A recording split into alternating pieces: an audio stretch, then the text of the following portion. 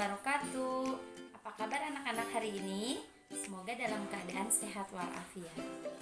Hari ini kita akan belajar tema 6, subtema 1, pembelajaran 1. Sebelum pelajaran dimulai, mari kita berdoa menurut kepercayaan agamanya masing-masing. Berdoa dimulai.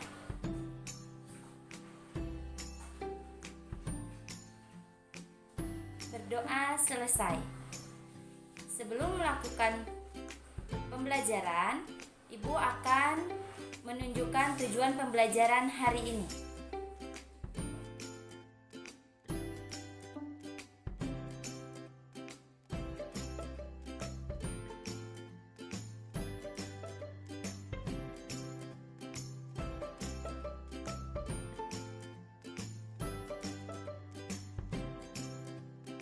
Assalamualaikum warahmatullahi wabarakatuh.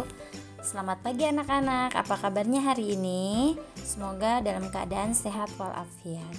Nah, hari ini kita akan belajar bahasa Indonesia.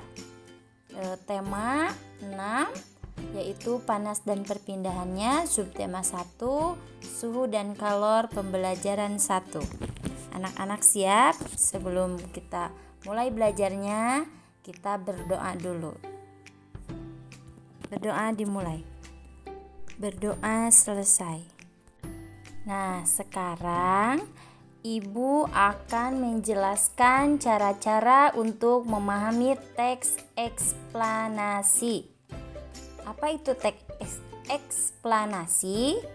Yaitu merupakan suatu teks yang berisi penjelasan tentang berbagai peristiwa yang terjadi di sekitar kita, seperti fenomena alam, sosial, dan budaya. Teks eksplanasi disajikan harus sesuai fakta. Teks eksplanasi memiliki struktur, yaitu pernyataan umum, deretan penjelasan, dan kesimpulan. Cara-cara untuk memahami teks eksplanasi diantaranya yaitu 1. Menentukan kata-kata kunci. Kata-kata kunci adalah kata-kata yang penting dan sering muncul di dalam teks. Kata-kata kunci biasanya terdapat dalam judul dan isi teks. Dalam pencarian informasi, kata-kata kunci dapat diperluas dan dipersempit yang tujuannya agar informasi yang diperoleh tepat sasaran. Yang kedua, menjawab pertanyaan-pertanyaan yang berkaitan dengan teks. Informasi penting dalam teks dapat ditentukan dengan menjawab pokok-pokok pertanyaan. Kata tanya yang digunakan antara lain yaitu kata tanya apa, kapan, di mana, siapa, mengapa, dan bagaimana. Nah, untuk lebih jelasnya, simaklah teks berikut ini. Kalor merupakan salah satu bentuk energi yang dapat berpindah dari benda yang bersuhu tinggi ke benda yang suhunya lebih rendah. Perpindahan kalor dapat terjadi karena adanya perbedaan suhu dalam benda. Kalor dapat menaikkan atau menurunkan suhu. Semakin besar kenaikan suhu, maka kalor yang diterima oleh benda semakin besar. Sebaliknya, jika semakin kecil kenaikan suhu, maka kalor yang diterima akan semakin sedikit. Nah, berdasarkan teks tersebut, ada kata-kata yang sering diulang, yaitu kalor dan suhu. Teks eksplanasi tersebut juga dapat dipahami dengan cara menjawab pertanyaan. Misalnya, nomor 1, apa yang dimaksud dengan kalor? Jawabannya, kalor merupakan salah satu bentuk energi yang dapat berpindah dari benda yang bersuhu tinggi ke benda yang bersuhunya lebih rendah. Yang kedua, kapan kalor dapat berpindah? Jawabannya, kalor dapat berpindah ketika terjadi kenaikan suhu dalam benda. Sekarang kita akan membuat ringkasan dan kesimpulan dari teks eksplanasi. Berikut hal-hal yang perlu diperhatikan dalam membuat ringkasan. Yang ke-1 yaitu bacalah teks dengan seksama. Yang kedua, catatlah gagasan utama dari setiap paragraf. Yang ketiga, ubahlah gagasan utama menjadi kalimat efektif. Yang keempat, rangkailah kalimat-kalimat tersebut sehingga menjadi paragraf yang padu. Yang terakhir, pastikan kamu menggunakan kosakata baku dan ejaan yang sesuai dengan pedoman umum ejaan bahasa Indonesia. Setelah membuat ringkasan, kita dapat membuat kesimpulan. Kesimpulan merupakan pendapat terakhir yang mengandung informasi berdasarkan uraian sebelumnya. Kesimpulan dibuat agar informasi yang diperoleh dapat mudah diingat dengan cara mencatat informasi penting dalam teks. Nah, sekarang selanjutnya untuk membuat kesimpulan dari teks eksplanasi, yaitu kesimpulan dapat dibuat berdasarkan pernyataan-pernyataan yang ada. Sekarang perhatikan contoh berikut ini. Kesimpulan dari dua pernyataan, yaitu pernyataan 1, panas dapat memengaruhi perubahan suhu benda. Pernyataan kedua, panas juga dapat memengaruhi perubahan wujud benda. Kesimpulan, panas dapat memengaruhi perubahan suhu dan wujud benda. Kesimpulan dari 3 pernyataan. Pernyataan yang ke-1, manusia mengkonsumsi makanan untuk beraktivitas. Pernyataan kedua, makanan diubah menjadi energi panas. Pernyataan yang ketiga, panas yang dihasilkan biasanya dikeluarkan bersama keringat.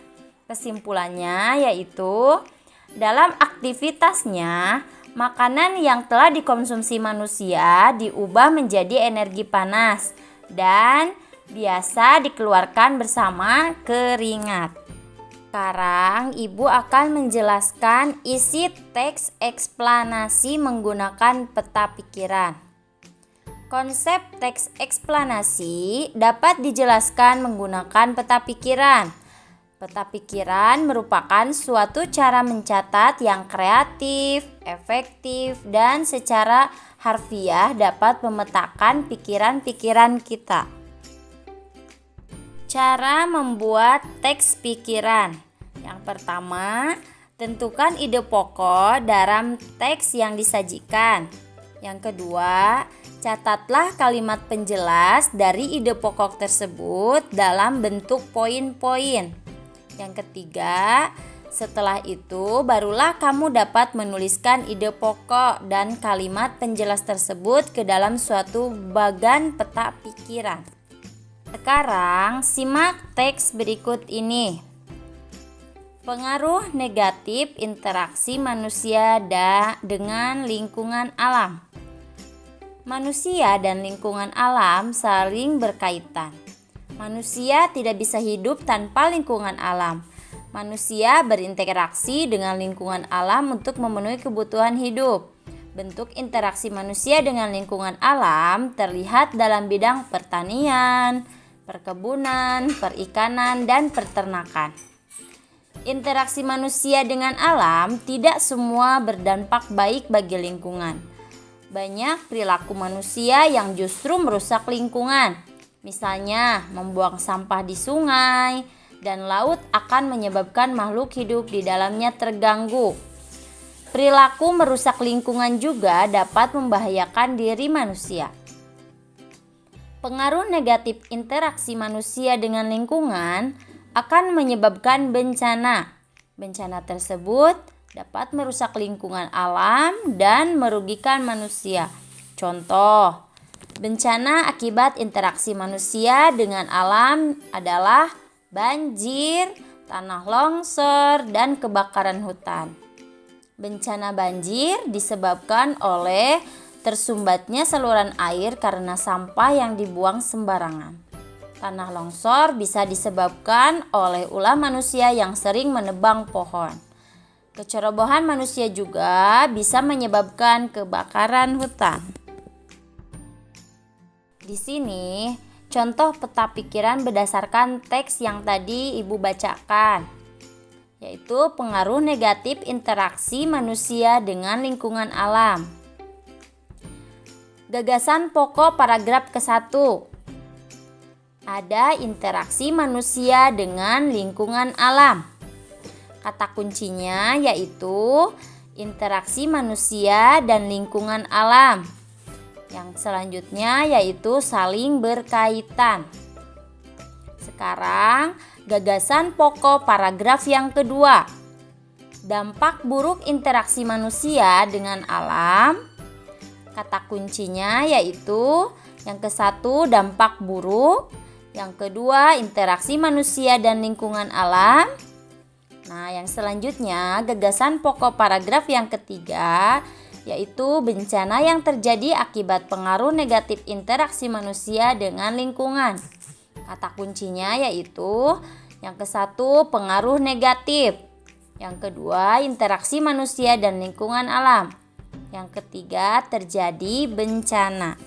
Sekarang Ibu akan menjelaskan, menuliskan kembali informasi dari teks eksplanasi. Berikut langkah-langkah dalam menuliskan kembali informasi teks. Yang ke-1, perhatikan judul dan tema dalam teks. Yang kedua, tentukan gagasan pokok setiap paragraf dalam teks. Yang ketiga, kembangkan gagasan pokok menjadi sebuah cerita yang padu menggunakan bahasamu sendiri. Yang keempat, saat menuliskan kembali, perhatikan keruntutan informasi yang kamu peroleh. Membuat ringkasan teks eksplanasi. Ingat, ada hal-hal yang harus diperhatikan dalam meringkas teks eksplanasi, yaitu yang ke-1, membaca judul teks terlebih dahulu untuk mengetahui gambaran informasi secara keseluruhan. Yang kedua, dengan membaca cermat, kita dapat menggali informasi teks lebih dalam sehingga dapat memenuhi isi teks. Alhamdulillah, sekian pembahasan dari Ibu. Semoga bermanfaat ya anak-anak. Tetap semangat belajar di rumahnya ya. Tetap menjaga protokol kesehatan. Sampai jumpa. Assalamualaikum warahmatullahi wabarakatuh.